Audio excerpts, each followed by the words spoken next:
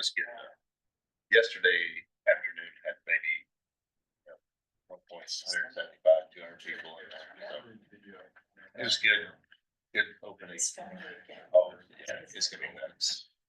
I will tell you that the park there. It did a tremendous job. It was fantastic. Yes, it did. Our specs. Their specs. And get this black. Like the water, the equipment, everything, Had a levels and all of that stuff. hiccup Saturday morning, trying to backlash. Jay had an issue. There's a switch. It's supposed to automatically slow the pumps down when you back flush. You just didn't do it, so you had to go manually do it. There's 7 pumps. So he was pretty upset. Called Spear, nobody answered. Yeah.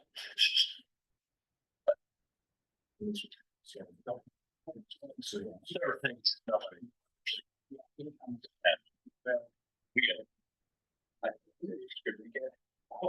Look busy. I drove by once and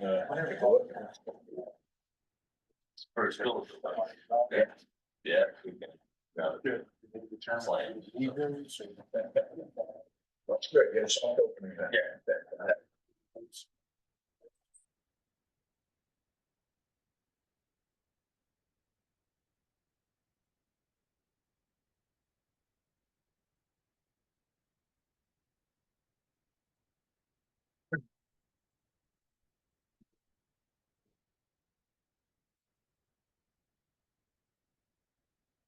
Tuesdays. As initial versus fourth time that. And orientation. I thought it started at 7:45. Man, you're early. It seems like we're on you.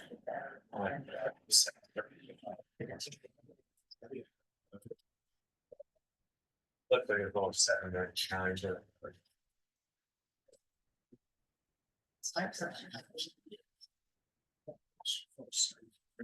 Get too much.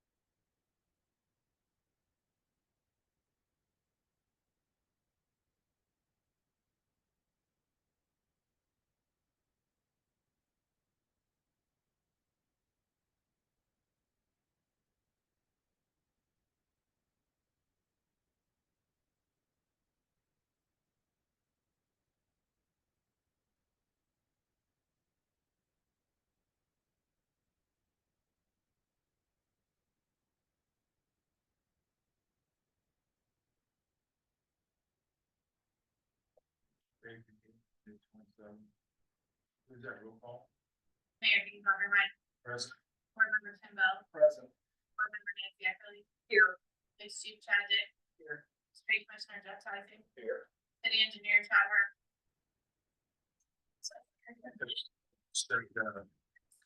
Loss Control Director Kel Kenny. Here. Fire Chief Code Enforcement Officer Kenny Humphrey. Director of Community Development and Planning Josh Gunselman. Park and Recreation Director Tom Mormon. Here. City Attorney Renee Caber. Here. Clerk Treasurer Kirsten Kenise present. In order to have a quorum, a majority of the board members must be present. All board members are present, which is a majority, and where there is a quorum for this meeting. Thank you. Would all the able please stand and join me for the pledge of allegiance.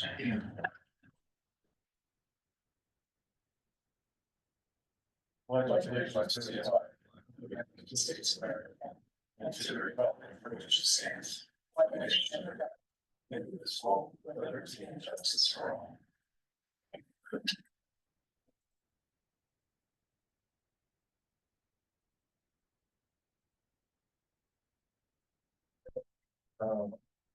Minutes were sent out, chance to review them. Make a motion to approve the minutes as they were presented. I have a motion from Nancy, I will second. And a second, Tim. Any further discussion? All in favor, signify by saying aye. Aye. Okay. And Chris, yes.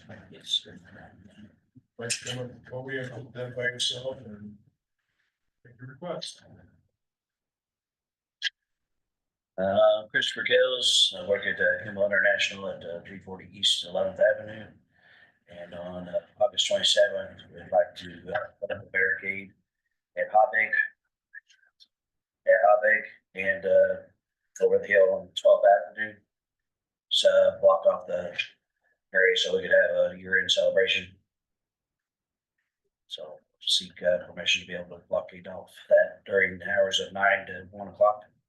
It's 11th Avenue or 12th? 11th Avenue. 11th Avenue. We had that. And what was the time again? 9 o'clock to 1 o'clock.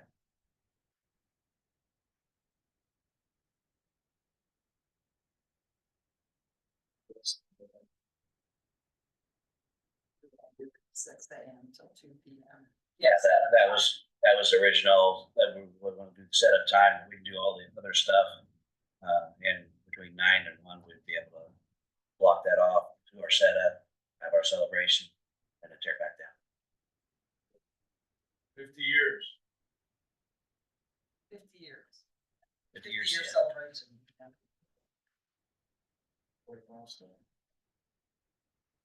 Mayor, I'll make a motion to approve the request from Kimball International for their 50th anniversary celebration on Wednesday, August 27th, to close off the area. And we have an address here, 340 East 11th Avenue. Correct. You said it's between 11th and Hobig. Yeah, Hobig and down south, and then over the hill there's a parking lot there, we'd have to block that off to make sure that. But it Numbers are wouldn't be on 15th Street, right? No. But anyway, so at basically 340 East 11th Avenue from approximately 9 AM until 1 PM. Correct. I'll second. And have you reached out to police or to? First was to call the city and ask street department, and they recommended to come here. Ask questions. You have to talk to the street department. You have to talk to the street. Yes, I have. department about barriers. Of course, do you need any barricades or anything like that? Good. I think we're good. Okay, don't need anything. Plus. If we need something, I'll reach back out. Sounds good. All right. Okay. All right, thank you.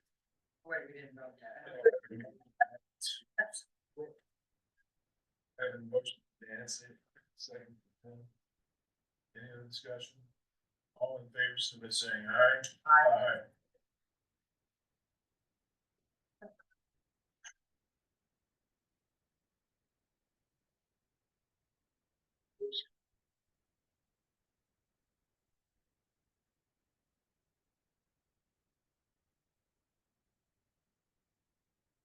Good morning. All right. So we'd like to do our Corpus Christi procession again this June. We've done it, well, we've set up for it the past 4 years. I think this will be our 4th year now. Last year we did get rained out, so we were not able to we ended up calling it off just because of the rain. But we'd like to give it another shot, and every year we've done it, we've had a good time with it. So we'll process around the streets around Holy Family. We start, you all have a map, but I brought extra copies in case you needed them. So we start on the property of Holy Family. We go down to Schrader, and then we stop at the corner of Schrader, do some prayer and so forth. And then we will go down Brahmas. We'll stop at a house on Brahmas, and then we'll turn onto Church Avenue. The only difference this year versus some of the past years, we've turned immediately onto the driveway going back to Holy Family. But this year, we're actually going to come back onto Holy Family where in front of the gym, like the flagpole is. So we'll come onto the property there, and then we'll stay on the property for the remainder of the route. And you contacted the street department? I have, and they'll provide me with some slow down signs. And they're always really good. They just drop them off on the corners, and I just put them up that morning and put them back down after we're finished. And they give us some cones So that helps us kind of slow down traffic a little bit. Police escort. We'd like to have police officers on the corner of Bronis and Church, and maybe a police officer a little south of Schrader on Bronis, just to warn traffic coming through during that section of the procession. I don't know that we need a police to escort us all the way around, but just on that corner where Bronis and Church is, it would be helpful to have an officer just directing traffic or just kind of warning traffic to slow down. Did you guys ever do that, or have you had that?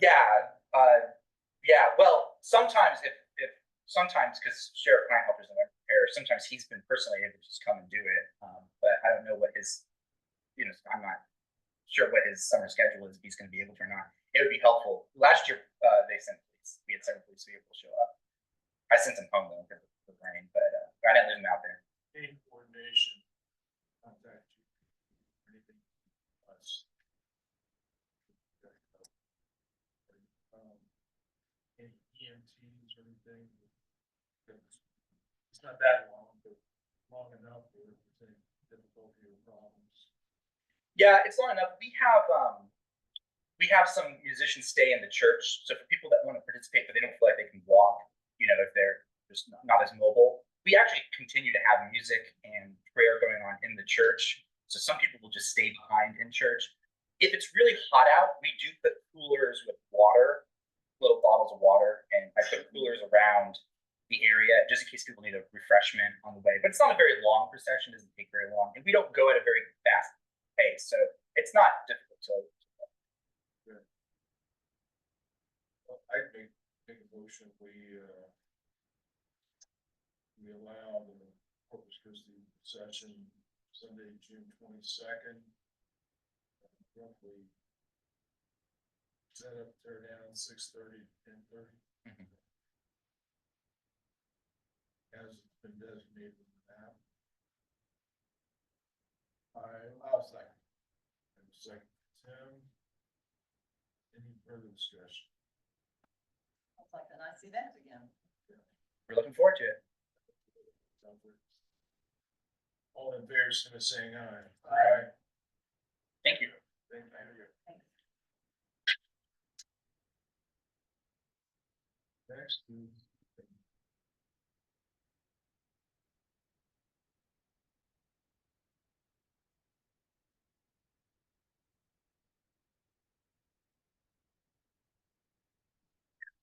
You can see what's going on.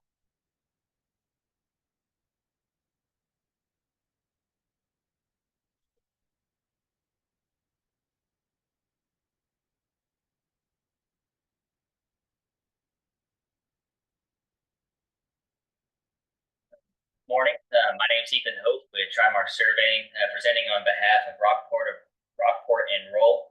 We're looking for approval of 3 public drainage easements in association with the improvements that Rockport and Roll is planning on doing within Archangel Edition and James Hoaxong's Edition on the southeast side of Jasper, just south of the EJC. So I think many of you are already familiar with the project itself. They're planning on building triplexes there along St. James Avenue and a few also along 3rd Avenue as well. We worked through all the construction plans with the city. We've got approval from Chad Herm and Chad Moody for drainage reports, and then also erosion control plans. And I believe that they're working through the building permit process right now for which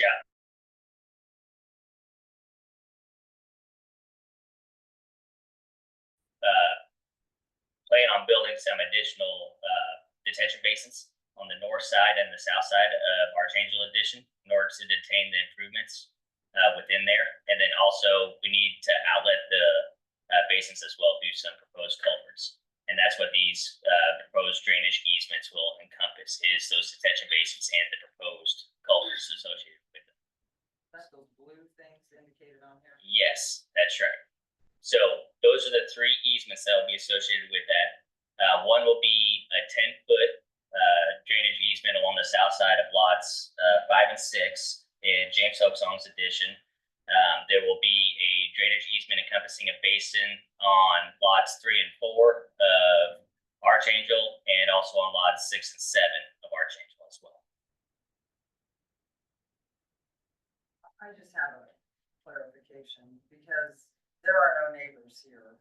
So we're not doing anything like behind the neighbors' backs that you're getting approval for, that the neighbors weren't notified that something like this was going on. This is a next step in the process. So everything the neighbors were concerned about, that's already been taken care of or modified or whatever with the, Rockport and Roll people and yourself.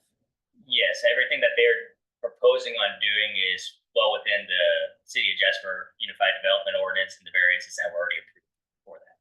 They want to make sure that, because they apparently weren't notified of this, that we're not doing something that they would be upset about. No, this is just the establishment of the drainage expense. That's it.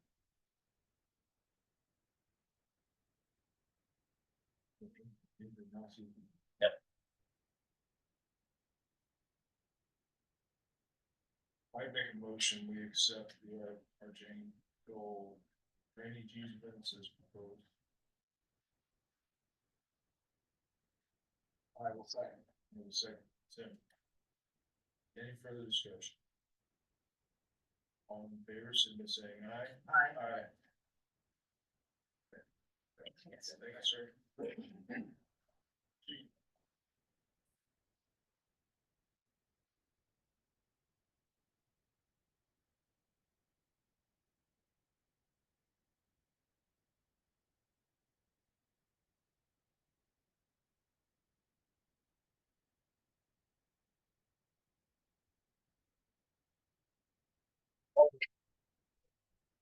I'd like to ask the board's approval to move forward with the hiring additional offer employment for Daniel Moore. You recall Daniel began the process last year, as one of our current dispatchers.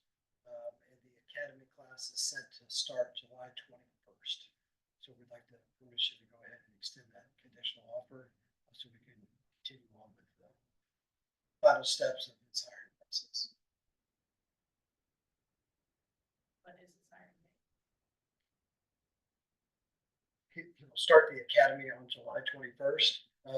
He's a unique case with him only being 20 years of age. So he will actually go to the academy as a dispatcher until he turns 21. And then at that time, he will be sworn in as an officer.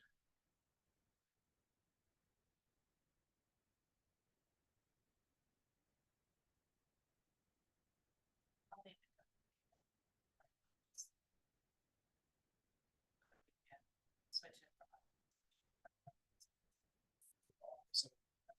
So, yeah, he'll be in the academy for about a month. I guess I'm not, he'll continue to be paid as a dispatcher until such time that he turns 20. That's correct. Okay, you know, make sure that Maria knows ahead of time. That makes sense.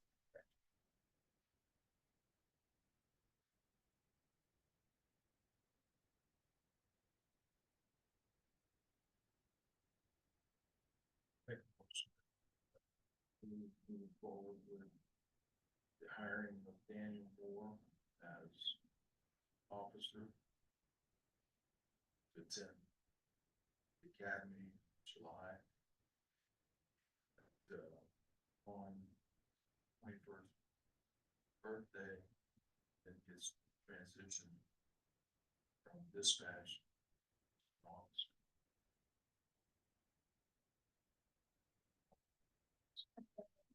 I'll second that motion. I was saying, Nancy. Any further discussion? Story. Young boy from Jasper starts working as a high school student, correct? I just think that's really cool. Yeah, that's, I think we're looking at that potentially as a future training ground. I think it's helpful for officers to have that background dispatch. Talked about that.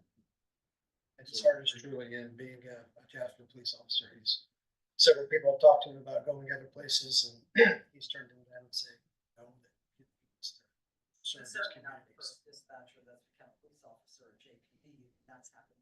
Oh, yeah, that's Many it. times. But this situation, if he started as a high school student, is a little bit more unique.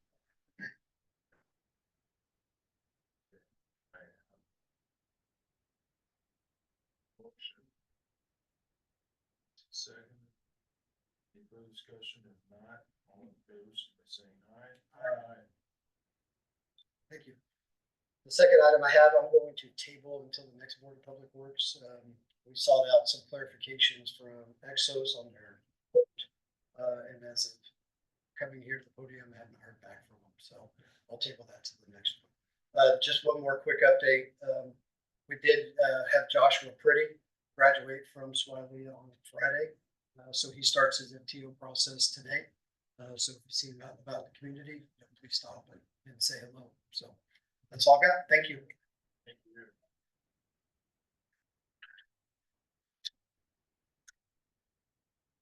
Congratulations to John. Chief Hosang is out today. So.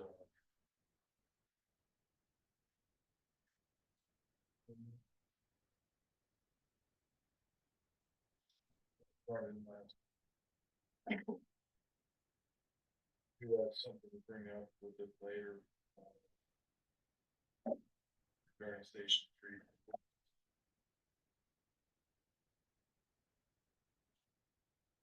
Did want to mention to Chief Dick about the, moving forward with the Ride Smart, Ride Safe, Ride Smart, about the city of Jasper e-bike and e-scooter safety guidelines. I know there was a group that worked on that. Kale, I know you were involved in that also. Thank you for everyone who put forth time and investigation and came up with some guidelines for our city. I think that'll be very important as we move forward. It's really important that parents become familiar with those. How are we promoting that? I'm sure. Sometimes we want to take it on its own. Yes, if we're gonna. You're up next, anyway. So the e-bike, e-scooter, was something we've been talking about from a safety committee standpoint for a couple of years, especially on the river walk and the parklands of access from different parts of the city going different, because they're using that versus getting on the highways. So that was a safety concern for some of our park employees. So we were trying to address it. And over the last year and a half, we kind of monitored it, and we were talking with the police department and how we could address it. And probably the biggest thing is the education part of it. And then we had Councilmember Phil Mundi wanted to have a conversation with us too, and we kind of updated him on what we were kind of watching and what we were looking at doing. So worked with the police department, and they kind of gathered some information from the Indiana codes for e-bikes, e-scooters, and bicycles, and we kind of put that all together in this little educational flyer that's going to be going out on social media today, in regards to the safety and the rules, some of the aspects that the police department is going to be watching from a safety standpoint, whether that's traffic, crossing traffic, and all that, and also age and helmets and the power of the e-scooter and e-bike. So without getting into all the details, because there's a lot in there, we thought we would just get this flyer together and promote that to the constituents here in the city. So I have a couple questions. Yeah. So we're now talking about this. Does it indicate on the bike, like the e-bike, what type of class it is on that e-bike, or how would an officer know what speed that has the capability of going? So a lot of it goes on to the power of the actual bike, and that's what classifies the bike. Most of what you're going to find does not have a sticker or logo saying it's a class 1, 2, or 3. It comes down to the wattage. I think it's 750 watts for the bike. So, and the bikes will be labeled. Yeah. Okay. And then I had another question. It says safety on Jasper's roads, sidewalks, and trails. I always thought you could not ride bicycles on our sidewalks. Is that true or not true? It's legal to ride bicycles on sidewalks? I mean, I don't have a problem with it, but if it's the law that you can't, then we need to look at that also. Well, something the safest, that pedestrian walking on our sidewalks are much narrower than trails. Yeah, So some of those are, not allowed to be on the sidewalk, depending on, again, the class of it, Because so, that would be considered more of a vehicle. yeah. Right. It'd be considered a motorized vehicle, so you have to watch what class that would be considered. Okay, well, it's a start. Yes, we can just try it and see where it goes. We don't allow motorized vehicles on the roads. It's The trails. bike, pedal your bike. Right. So if you're pedaling the e-bike. Like, Yeah, I got that. Are you done? Okay. Yeah. Just clarification, I got within 3 houses where I live, I've got a electric motocross bike. 4-year-old drives around the streets and through Central Green.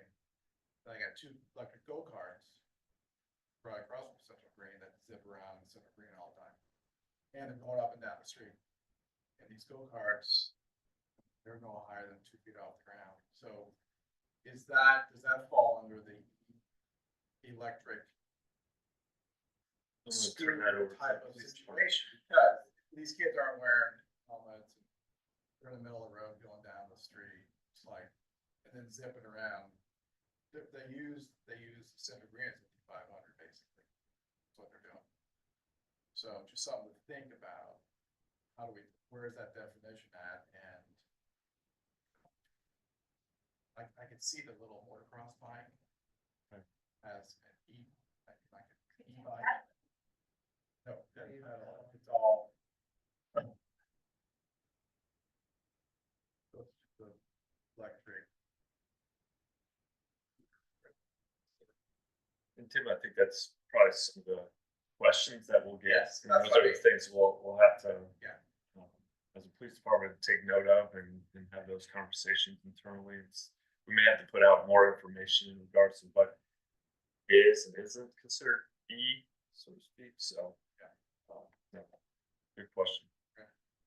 Familiar with both of those items. We have those for our grandkids, but we have an empty lot next to our house. Yeah. And, they thought they were in the Indianapolis 500 over the weekend, but no way would we ever let them go on the street with those. And they definitely were strapped in and had helmets. So those could be very dangerous if they were on a roadway, a sidewalk, or anywhere. All right. Okay. Perfect. Thanks. Good start. Thank you. Very good. Anything else, Ken? No. Yeah.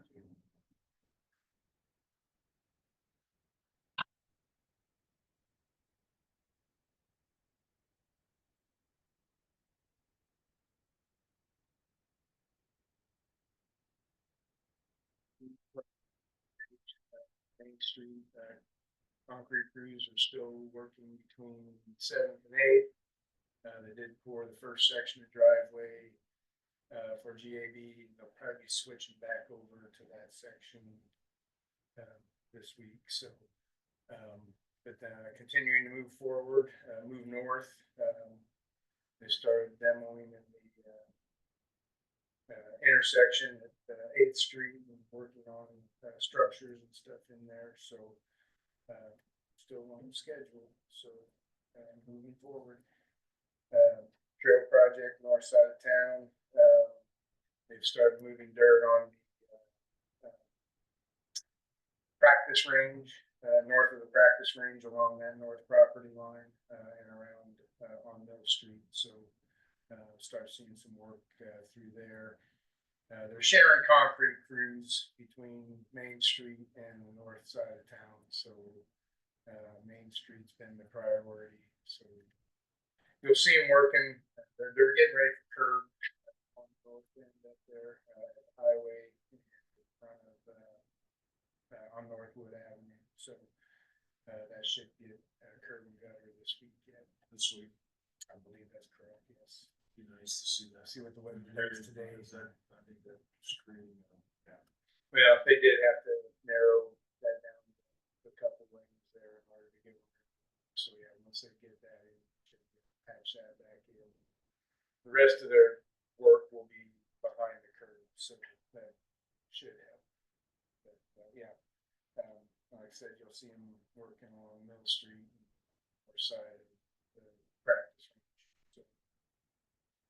So, and then, do we want to bring up, 4th Street there? Or would you rather, okay. Yeah. Yeah, so we've been looking at the intersection of 4th Street and Mill Street for a couple months now, I guess, and the traffic committee, which consists of the police department, street department, and the engineering department, have come up with a recommendation with the help of planning, the mayor, and legal, and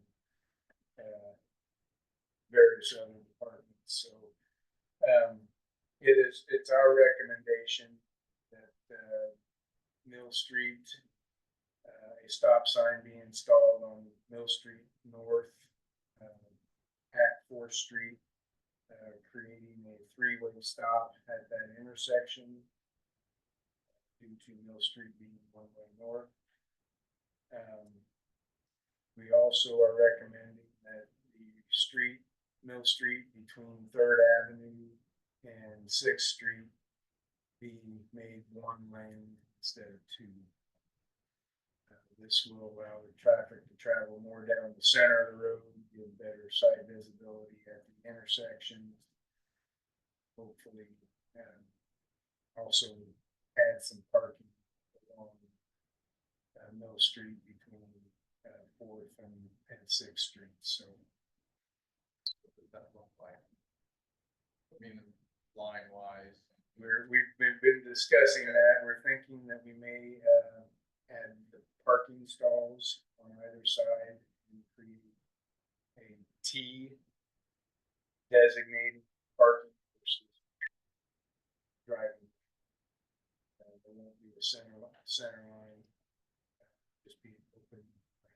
And then what would that look like as you approach 6th Street? So at 6th Street, that convert back to 2 lane. At 6th Street, well, we'll have to look into that, but at this time, we're just going from 1 lane, and then once you cross 6th Street, you'll diverge into 1 lane or the other. So you still have 2 lanes. Two lanes north of this, yeah, north of 6th Street. Correct. Yeah. And this, I think, one of the thoughts on putting the stop sign there at 4th was that eventually that whole area from the Riverwalk down 4th Street over to Main, even continuing on down to Alumni Stadium at 4th Street is supposed to be a corridor. Yeah, looking at 4th Street being a pedestrian corridor, so. So this would be a recommendation from the Board of Works to council. This would be an ordinance change. Right, so if you find this acceptable, then at the next Board of Public Works meeting on June 10th, I'll bring a resolution. And that will have the basic language that will go to the council for inclusion or a change. And it's to be considered at the council. Could that also have a map with it? Yeah, we can do an exhibit. Yeah, we can do an exhibit. And actually, bringing it up for a day, but we wouldn't have to take action on it. You can wait until next. Yeah. Look at It'd it. be nice to see that, and with those parking spots indicated on there also. Okay, yeah, we can do that. Okay, why don't we do that on the table, so. But thanks I appreciate the very open. So I have. Jeff. Jeff.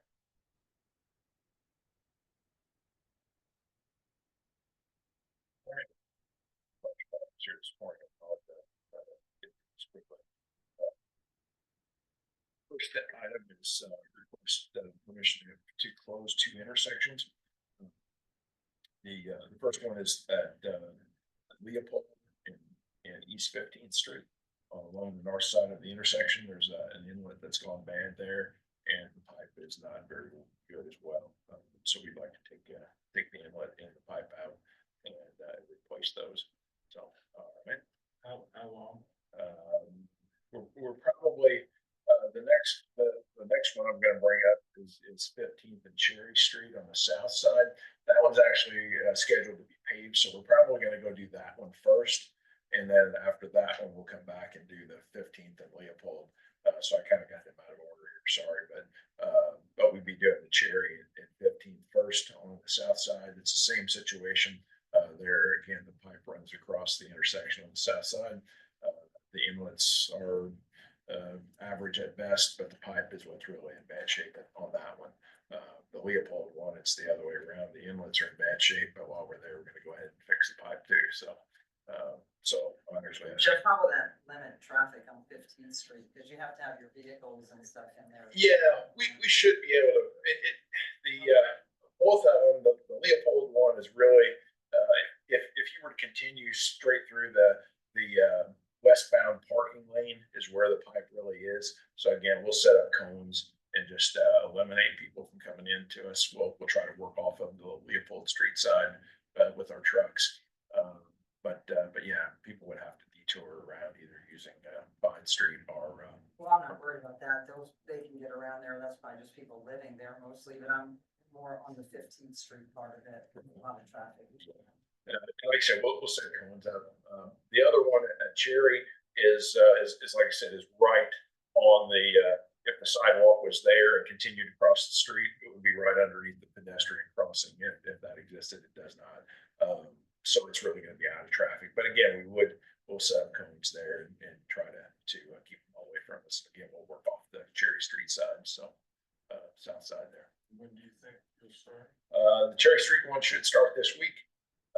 Could be as early as tomorrow, and the Leopold will start sometime after that. But I would think both of these will be completed in the next 2 weeks. We will notify the media when we do that. The closure should really only take 1 day. We should be able to get the pipe in. The inlets will take a little bit longer than that, but we'll be able to open it again. So I would say the 1 day closure, close at 8 o'clock in the morning, and then reopen by 4 o'clock. And we'll post this on Jasper Insights election. We will. Okay. All right. I'll make a motion to allow the street department to close Cherry Street at East 15, likely this week, and then Leopold and East 15th Street both closures for work. I'll second that motion. Yeah, Sam and the second, Nancy, any further discussion? Jeff, this is off of 15th Street. Yes, but It's really not going to interfere with that. Right. I didn't know Yeah. if any of the trucks there were. Right. Yeah. I mean, we're going to slow traffic down there. And the good news is Leopold is a 4-way stop. Cherry's a 2-way, but again, we'll probably the Leopold, the one that we're going to be closest to being out into the intersection. The Cherry Street, we really won't be into the intersection. All right. All right, motion, Tim, second, Nancy, all in favor, somebody saying aye. Aye. Next is we're going to request approval to accept this year with the community crossings grants. And I'll get into that here a little later, but we're only doing one pavement preservation process this year, and that would be a rejuvenator. And so yeah, we did ask for bids on that one, and we came up with we always do it. We always put this application on the streets that we paved 2 years ago. That came up to just over 51,000 square yards. We asked for bids from a sole source supplier of this product to use, which is RejuTech, which is Dust Masters Incorporated. Last year it was $1.27 a square yard. This year it came in at $1.28 a square yard. So based on that, just over 51,000 square yards, it should be a total of $65,742.08, and I expect it to actually be a little less than that because some of the things that we normally would do, we may have them not do it. So it should be, we'll go with the 65,742.08, but I'm guessing it's gonna be a little less than that. And what have you budgeted for that? We do have money in there for that. Generally, we put, 100,000 aside for that project, and it's well under that, so. Paving's been a little down here in the last couple of years on some streets, so that's why, it's a little bit less than what we. This does make a difference in the life of these roads. It does. It's, It does. It's one of those, when they put it down on the road, it looks pink. But once it breaks down, it becomes clear. The road can be kind of slippery. In the very beginning, they actually put sand down on it after they put it down, so that there's grit on it. We let it sit on there for a day or two, and then we sweep it up with our sweepers. But it will. But yeah, it does. It's one of those things that you can't really see it from your vehicle, but if you get out of your car, you can see what it's doing. So. I just wanted to put, said, sought bids or quotes, we did not, this is a single store I provided, so. Mayor, I'll make a motion to approve the, project for the asphalt rejuvenating agent from the single source provider of, Rejuve Tech, also known as Dust Masters Incorporated, for the amount of $65,742.08. I'll second. Any further discussion? All in favor, submit saying aye. Aye. Next one, well, at the last meeting, we did open quotes for 2 pieces of equipment. We'll kind of discuss that. The first one is a snowplow for truck 9, and truck 9 is on order. We generally, when we go off of these, we order the chassis, and then we order salt spreader for it, and then we also order a snowplow for it. The reason we didn't order all that at one time, the snowplow, we have to know what chassis we're getting so that we can get the right hitch to hook the plow to. So the truck 9, the new truck 9 is on order. It just hasn't come in yet, obviously, but we do need a plow for it. So we went out and asked for quotes, and so yeah, we did receive 2 of them. And the low came in from Central Parts Warehouse in the amount of $7,543.39.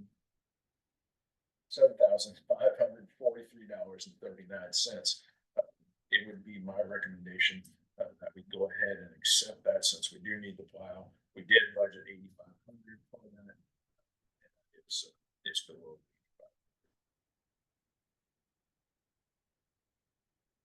We did. It's technically outside this meeting. The challenge whether or not this was a needed piece of equipment, given that we've already invested in the truck, we need to fit it out for this coming winter. And with Jeff, this one and the next one coming in quite a bit under budget on each of those. So like it's something. I'll make a motion that we accept the recommendation to move forward with this new plow, Central Parks Warehouse. $7,543.39. I'll second that motion. No second, Nancy. Any further comments? Questions? If not, all in favor, so by saying aye. Aye. And just following up, that plow is a 2014 model. Those things are under a lot of stress. They do put a lot of weight against them, a lot of pressure against them. So we do like to replace them when we replace the truck, because again, there's a lot of stress in there, and it's not good if you got a plow and all of a sudden you're about to crack it both boards. So, all right. The next item is a 3-ton forklift. And we're replacing a 1972 Alice Chalmers model. It just has not become very reliable. And anyhow, we did go out for quotes on it. Likewise, we sent out 3 requests. We received 2. And at this time, I'd recommend that we award that to Black Equipment of Jasper in the amount of $39,017.20. We did budget that one at $50,000, so it did come down significantly. Again, we had sent these out before the equipment freeze, and so we got the bids in, and I just felt that it's, rather than delay it, then we're gonna go back and ask guys to bid again. They've already kind of showed their hand, so it's not really fair to them to do that. So We discussed this replacement because the existing forklift has had a number of maintenance issues with it, failures. So when you need it, you need it. Did you get clarification from the other bidder with their actual bid amount? Yes. It's on. Yeah. Thanks. I'm sorry, I could. Yeah, it's on here. Okay, I could have announced it. Sorry. And I guess really, if we have used a forklift all the way from 1972, that's a pretty good life of a forklift. And you may have gotten that one used when you got it. When we got it, I'm sure it was military surplus. I'm sure. To approve a new forklift for the street department through Black Equipment. Quote price of $39,017.20. I'll second that. Second, Nancy, further discussion. All in favor, say the same. All right. All right. And then I will mention that, we have gone through the list of equipment that we have purchases and approved for our 2025. We have eliminated a couple of items totaling over $100,000. So again, we do realize that we're in a freeze. We've got a couple of things that we still would like to go out for bids for, but we will continue to analyze the situation and hold off till the end of the year before we ask whether we can move forward with those. But again, like I said, a couple items we have eliminated completely. So again, it totaled over $100,000. Next, I'd like to present the 2025 paving and pavement preservation projects. It looks kind of deceiving when you look at that list because it does not have a whole lot of annual resurfacing on the list. It does not show any liquid road, which we try to do every year, as well as micro surfacing, which we try to do every year. We did write down from lack of funds. That probably isn't the right phrase. I think what we should have put down probably is we got a lot of things going on, a lot of community crossing grant money, and so when you have to match that takes a big chunk of our pavement and preservation dollars. So again, it's not that we're not getting things done. We are. As a matter of fact, the 2024-1 paving projects have been completed. Both there was 2 West 14th projects, and then East 6th Street, which in front of the post office is completed. So anyhow, those all turned out well. But right now we're working on the Community Crossings Matching Grant 2024-2, and you can see those listed there. What paving projects we have. We've actually done a couple of those already, and of course the most significant of all is Country Club Estates, which we are doing a total rebuild up there for obvious reasons. Curbs were bad, the concrete was shot. So, and then of course we're showing the asphalt rejuvenator as the only pavement preservation. So, anyhow, any questions on those? Projects. It is. You seem to think It looks, yeah, it just looks different. But yeah, if you do look down the page, you say, yeah, there's a lot going on here. So, assuming you have all of Country Club Estates, you could have listed each one of those streets and we could have extended that. exactly. Yeah, those are small. That's not a small project. That's a big project with a lot of money. The street department commits their dollars toward that community crossings grant. They're getting twice as much value out of it as well. So it's 2 for them. this year, 2025, there'll be one community crossing hauling. I think it's sometime this summer, sometime between July and October. Rather than two, they've been going in spring, fall, this, fall, this time, this year, in 2025, there'll be one process. We've just got to prepare for this next year. Try to get as much as we can. And we plan to continue to analyze our streets from our March inspection and create a list with estimates so that when that call does come this fall, we're ready to submit something for it. Okay. Then the last item I have today, and unfortunately Lisa's not here to back me up on this one, but Lisa's always handled the dumpster request procedure. She's always taken the call, and then, you know, we all kind of look at it, and then we ask questions, and then she has to call back again, and then she answers our question, and then, so we've always kind of, her and I have talked about it some and said, you know what if we not really eliminated her from it, but she may still get the calls, but instead from now on, direct the calls to me. I can look at it and I think I know just about what we're looking for when someone puts in a request, whether it will fit in the driveway, you know, whether putting it on the street makes more sense, and you know, whether they have cones or need cones, how long it's going to be there. And although Lisa's done a great job with all that, she really has. But again, I think what we're trying to do here is streamline that and just eliminate one step.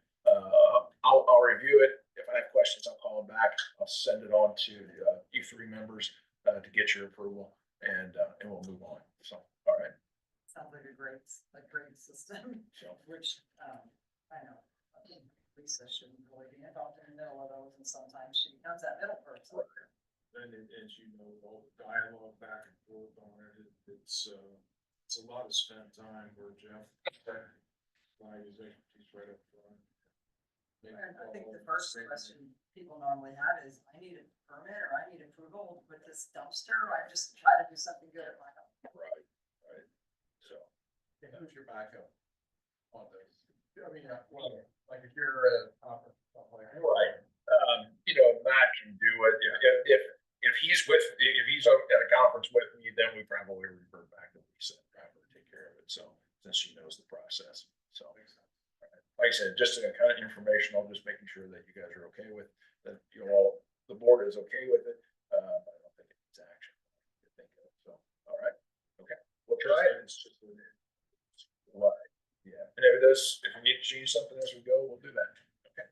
Thanks. All right. Thank you. And happy anniversary. Oh, thank you. Can't believe she's been working Yeah, with me it's fine. for 36 years. Not gonna comment.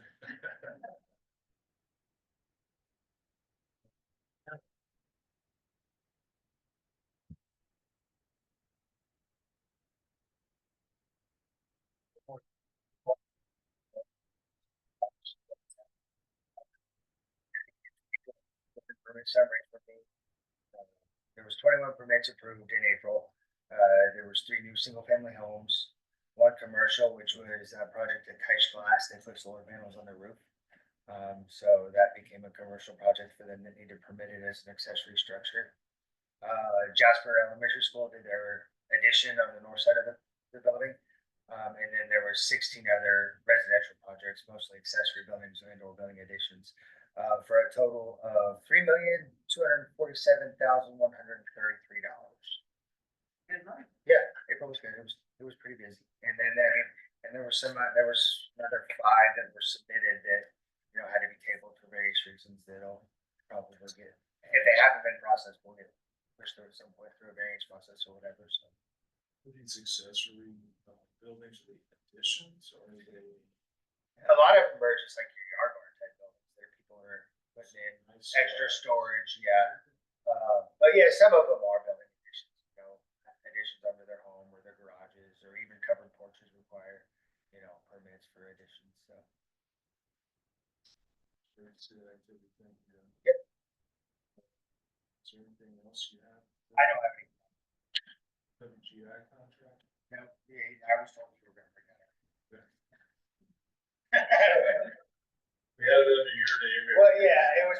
time and I asked about it and they said no mayor's gonna bring it up. Okay. So.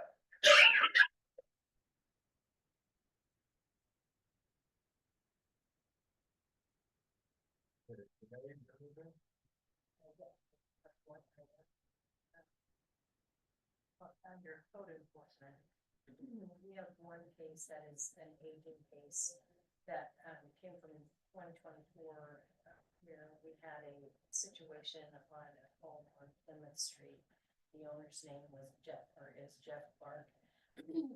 And at the time that the situation was going on, the street department provided an estimate of cleanup and mowing.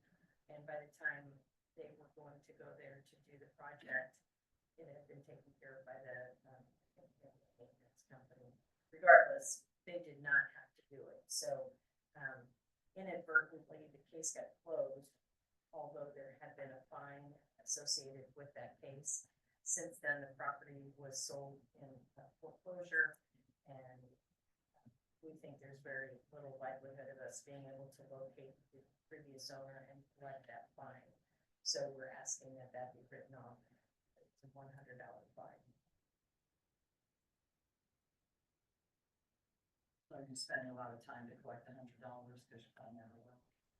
Mayor, I make a motion to, give approval to write off the fine for $100 for the property of Jeffrey Clark on Plymouth Street. Anyway, just to write it off, or the ordinance violation. I'll second. Yeah, motion, and see in a second. Tim, any further discussion?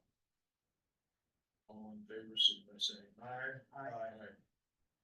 Thank you. That's all I have. Okay, Kirsten, I don't have any. okay.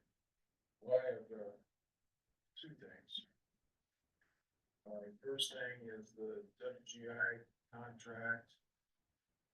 This is a consulting agreement for our long-range comprehensive plan. I think, as you know, we've gone through the selection process with, this company. With, 9 symbols that we, what was that? 11. Josh's notes, 11. 11. Yeah. So we had 11 submittals, and we narrowed it down, but WGI came across as the one that we felt most comfortable with. And, from a pricing standpoint, the best shape given the results. The, contract would go into effect, I guess this is immediately. And the total project amount is $143,000, which the funding has been appropriated now, Yes. by council, so From the railroad fund. from the Riverboat Fund. And there was actually $144,000 appropriated to Josh for Jasper. Incidentally. But the contract itself. And again, this contract, I think it's pretty important that we move forward with our long range comprehensive plan at this point. For a number of reasons, but it's important that we have a roadmap that we can then balance our future financial needs against, in the next couple of years. It's also a roadmap that, for succession planning. Election coming up in a couple of years, we don't know who's gonna be sitting in what seats, but it gives that continuity then within the city as to what the priorities of the residents are, so. I'm gonna make a motion that we accept the agreement with WGI. I'll second that motion. I have a second from Nancy. Is there further discussion? I did want to mention, it is a 12 to 14 month plan, so it isn't something that will be achieved in 6 months. It is a plan that will involve community members, city staff members, just a whole range of people involved in what the future of Jasper would look like. And I mean, hopefully they'll come up with a 10-year plan from a community, at least. And part of it is a final presentation and training of the final version of the plan to city staff, steering committee, planning commission, board of zoning appeals, common council, and the public.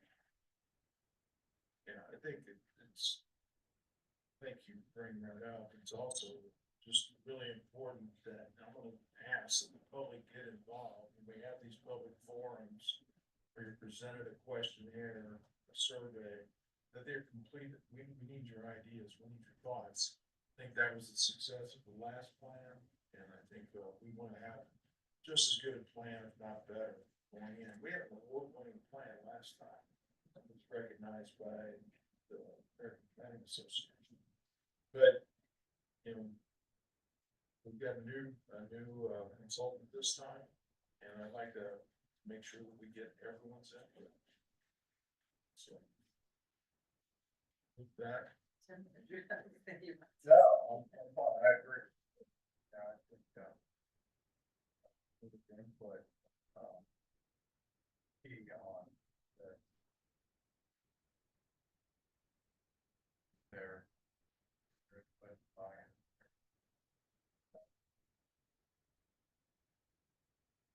so I have a motion. You said? Nancy I think second. that, Yeah, yeah, I should- Aaron made a motion. All right, so all in favor, signify by saying aye. Aye. Good. And then I have a approval of a quote for an HVAC system at Station 3 for Jasper Volunteer Fire Department. We have 3 quotes received. Schmidt, Aaron, and one from Jasper County. And Schmidt came in with a low bid of $7,270. Would like to move forward with that at this time.